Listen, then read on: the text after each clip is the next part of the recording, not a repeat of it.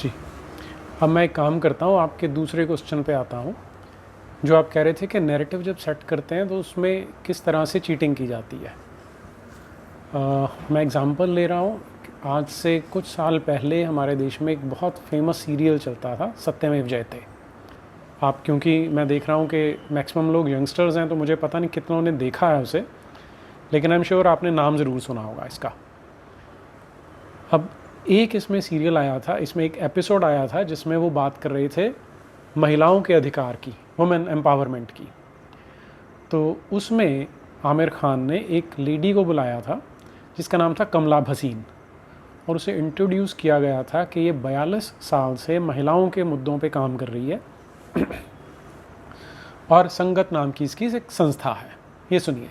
मानसिकता समझने के लिए आइए बात करते हैं कमला भसीन जी से, जो संगत नाम की संस्था के साथ जुड़ी हुई हैं और पिछले 42 सालों से महिलाओं के मुद्दों को लेकर काम कर रही हैं। तो अब आप नेशनल टेलीविज़न पर ये महिला देख रहे हैं। पहले हमारे लिए ये समझना ज़रूरी है कि संगत क्या है और ये कमला भसीन कौन है। उसके लिए अगर हम, आजकल बड़ा आसान हो गया कि पहले तो मुश्किल होता था, आपको इन लोगों की नॉर्मली जो वेबसाइट्स हैं वो मिल जाती हैं। तो अगर आप संगत की वेबसाइट पे जाएंगे तो ये मैं उसका स्क्रीनशॉट आपके साथ शेयर कर रहा हूँ, इसमें देखिए। बाकी चीज़ें बहुत सारी हैं, ब्ला ब्ला ब्ला बहुत है, लेकिन मेन हमारे लिए जो इम्पोर्टेंट है, Sangat is a project of Jagori, New Delhi. इसका मतलब कि जागोरी नाम की कोई संस्था है जो संगत को चलाती है। तो फिर आपको अब जागोरी पे जाना पड़ेगा ये जानने के लिए कि जागोरी कौन है। तो जागोरी की भी एक संस्था है, उसे देखिए।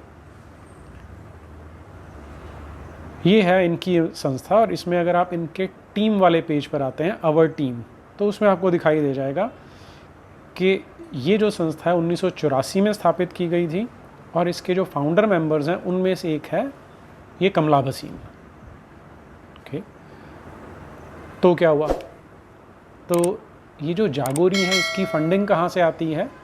उसमें जो सबसे मेन सोर्स आपको दिखाई देगा वो है फोर्ड फाउंडेशन। तो फोर्ड फाउंडेशन की वेबसाइट पे जाइए आप, तो ये आपको मिलेगा कि इन्होंने $1 लाख इस संस्था को फंडिंग की हुई है।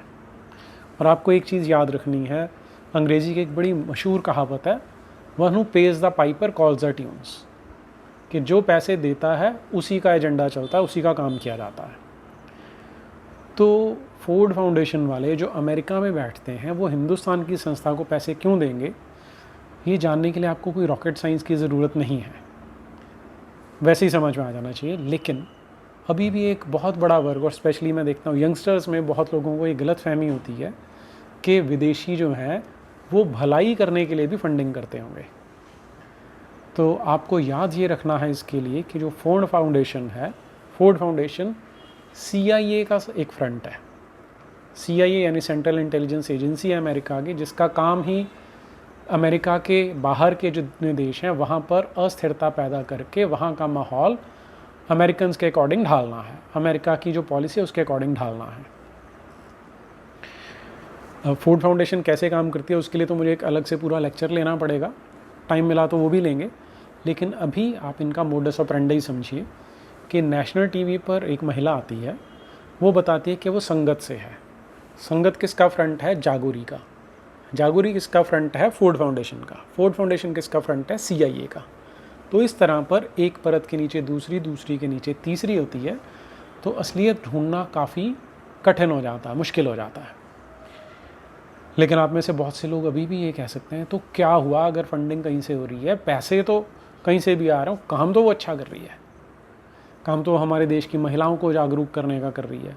ये हम इस स्तर तक गुलाम हो चुके हैं कि जब तक हमें कोई बिल्कुल झकझोड़ के हमारे मुंह के ऊपर नहीं दिखाता, जिसे हम इन द फेस कहते हैं, या स्मोकिंग गन नहीं दिखाता, तब तक हम विश्वास नहीं करते। और स्पेशली ये सनातन धर्मियों में ये बीमारी सबसे ज़्यादा है।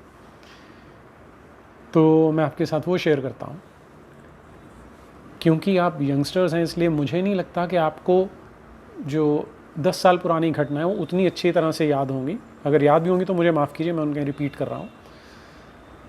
UPA 2 में, यानी जब सरकार बनी थी 2009 में, मनमोहन सिंह प्रधानमंत्री थे, एंटोनिया माइनो अर्थात सोनिया गांधी सुपर प्रधानमंत्री थी, तो उन्होंने संसार का आज तक की हिस्ट्री का एक सबसे बड़ा प्रोजेक्ट उठाया था, सबसे खतरनाक साजिश रची थी। वो साजिश थी हिंदू टेरर को क्रिएट करने की। आप दुनिया भर में देखिए, जहाँ पर आतंकवाद मिलेगा आपको, वो इस्लामिक टेरर के नाम से जाना जाता है कि इस्लामिक आतंकवाद है। और उसके पीछे उसका कारण ये नहीं है कि मुसलमान कर रहे हैं, वो ये देखते हैं कि मुसलमानों की इंस्पिरेशन कहाँ पर है। अब मुसलमान जब इंस्पायर होते हैं तो कुरान की आयतें सुनाते हैं।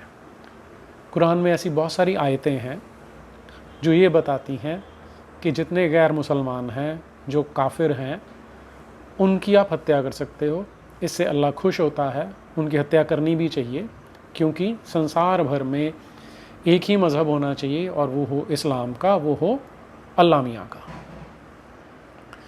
तो क्योंकि उनकी इंस्पिरेशन इस्लाम की सबसे ऑथेंटिक किताब से है, उसी को मानते हैं, उसी की आयतें कोट करते हैं, इसलिए इस आतंकवाद को इस्लामिक आतंकवाद कहा जाता है।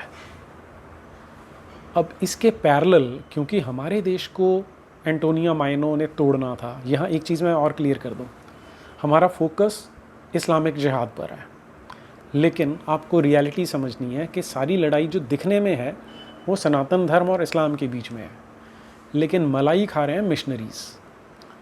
तो ये बहुत सीरियस पॉइंट है, इसे आप याद रखिएगा कि सारी लड़ाई अभी इसके बीच में, जो कि ज़रूरी भी है क्योंकि ऐसा हो रहा है,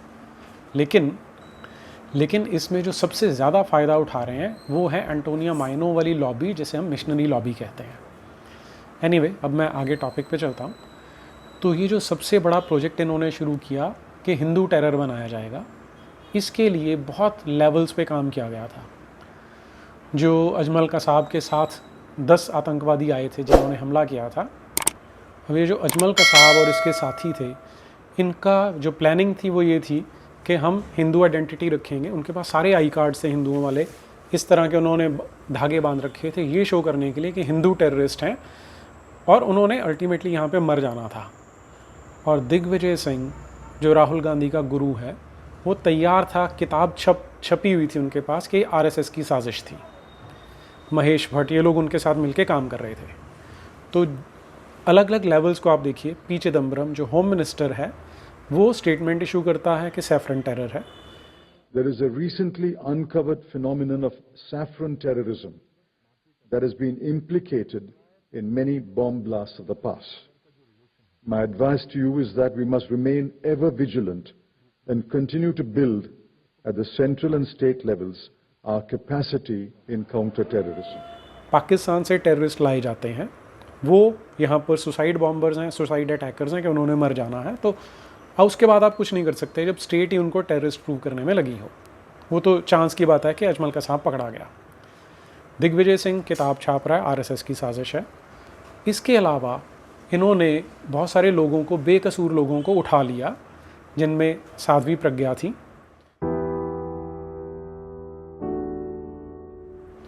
कर्नल पुरोहित,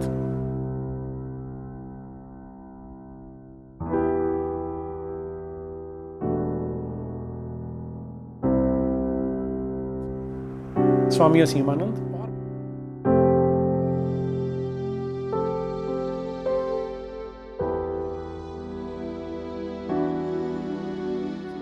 और भी बहुत सारे लोग थे जिनको अलग अलग हिस्सों से उठाया गया, ताकि ये प्रूव किया जा सके कि सच में हिंदू टेरर नाम की चीज़ एग्जिस्ट करती है। और इन सब को बहुत ज़्यादा टॉर्चर किया गया। आज हमारे देश में ह्यूमन राइट्स की बात की जाती है, लेकिन उस समय किसी ने चूं तक नहीं की थी कि ये लोगों को इतने सालों से बिना चार्जशीट के जेलों में डाल रखा है, इन पे टॉर्चर हो रहे हैं। लेकिन ऑन द अदर हैंड इनको उल्टा प्रूव किया जा रहा था कि झूठ बोल रहे हैं, इनको टॉर्चर नहीं किया जा रहा। वो लंबी कहानी हो जाएगी, उसे फिर कभी करते हैं। तो यहाँ पर तो इस तरह से हिंदू टेरर एस्टैब्लिश करने की कोशिश हो रही है। एक और जो लेवल जिस पे काम हो रहा था वो था समाज में से आवाज़ उठ रही है कि हिंदू टेरर को इन्वेस्टिगेट किया जाए। और ये जो कैंपेन थी, इसको लीड कर रहा था एंटोनिया माइनो या सोनिया गांधी का जो राइट हैंड मैन था, हर्ष मांदर। इस पे मेरी पूरी की पूरी वीडियो है, मैं यहाँ लिंक दे दूँगा डिस्क्रिप्शन बॉक्स में, आप उसे भी ज़रूर देखिएगा। अब इन्होंने एक पिटिशन डाली थी उस समय, ऑनलाइन पिटिशन थी to home minister of India. इसकी आप वर्डिंग देखिए क्या है। The recent confessions of terror guru Swami Aseemanand, शब्दों पे ध्यान दीजिए कि स्वामी असीमानंद है, उसे टेरर गुरु बना दिया गया है कि उसने कन्फेस कर लिया है, क्योंकि पुलिस ने टॉर्चर करके उसे कन्फेस करा लिया था। अब तो वो बरी हो चुके हैं, क्योंकि ये प्रूव हो गया कि वो जो कन्फेशन थी वो टॉर्चर करके ली गई थी। लेकिन यहाँ आप देखिए कि किस तरह से, किस लेवल पे षड्यंत्र रचे जा रहे हैं। Before the Metropolitan Magistrate in 30,000 Court, New Delhi have officially confirmed the existence of a network of terror affiliated to the RSS and its sister organizations. Civil rights groups have long argued that Indian security agencies deliberately ignored leads in the Malegaon, Hyderabad, Ajmer and Samjhauta blasts that pointed to the hand of Hindutva groups in planning and executing acts of terror. आज माहौल बदला हुआ है, हम अपनी security agencies को सम्मान भी देते हैं, रिस्पेक्ट करते हैं, लेकिन ये जो सरकार थी यूपीए वाली, इनका सबसे बड़ा टारगेट हमारी सिक्योरिटी एजेंसीज़ थी कि हमारी जितनी पैरामिलिट्री फोर्सेस हैं, मिलिट्री है, डिफेंस सर्विसेज हैं, पुलिस है, वो सब के सब बायस्ड हैं, वो सब आरएसएस से मिले हुए हैं। ये तब की बात है जब मोदी सरकार में नहीं था और उम्मीद भी नहीं थी कि मोदी की सरकार बनेगी। तो इस तरह का नैरेटिव सेट किया गया था कि सिक्योरिटी एजेंसीज़ मुसलमानों के अगेंस्ट हैं और वो मुसलमानों को ज़बरदस्ती जेल में डालते हैं, जबकि टेरर तो हिंदुत्व वाले हैं, जो आरएसएस वाले हैं, वो फैला रहे हैं। और आगे इनकी डिमांड क्या थी, और आगे क्या बोलते हैं, all important leads and clues were ignored और frittered away till the late Hemant Karkare's prejudice free investigation conclusively brought to light the nefarious designs of Abhinav Bharat and its motley group comprising former ABVP members. तो जो हेमंत करकरे था, जो ये torture कर रहा था इन लोगों को, वो तो अच्छी इन्वेस्टिगेशन कर रहा है और उसने ये सारे जो हिंदुत्व टेरर है उनको एक्सपोज किया है, जबकि बाकी की सुरक्षा एजेंसी सारी की सारी मुसलमानों के पीछे पड़ी हुई हैं। All those who were accused, arrested, tortured must be provided a compensation of at least ₹20 lakh each. अब आप दोगलेपन की हद देखिए इनकी, कि उस समय डिमांड कर रहे थे, लेकिन साध्वी प्रज्ञा के लिए, कर्नल पुरोहित के लिए, स्वामी असीमानंद के लिए, इनमें से किसी ने एक आवाज़ नहीं उठाई कि उनके इतने साल जेल में लग गए, उन्हें टॉर्चर किया गया, कि उन्हें भी कंपनसेशन दिया जाए। The Indian Home Minister and the state governments must issue an apology for the grievous loss of dignity and livelihood that innocents have suffered on account of the false charges foisted upon them. कि सरकार को, home minister को और सारी सरकारों को इनसे माफ़ी मांगनी चाहिए, मुसलमानों से। और इस पिटीशन को साइन करने वालों में ये देखिए, ये आपको दिखाई दे जाएगी कमला भसीन संगत। ये वही कमला भसीन है जो हमारे देश के नेशनल टेलीविज़न चैनल्स पर आकर हमें ये भाषण देती है कि हिंदू परंपराएं बुरी हैं, इनको इग्नोर कीजिए। ये है नैरेटिव की पावर जो आपको समझनी ज़रूरी है। और ये नैरेटिव चैनल के थ्रू कैसे प्रोपेगेट किया गया, उसे भी हम डिस्कस करते हैं।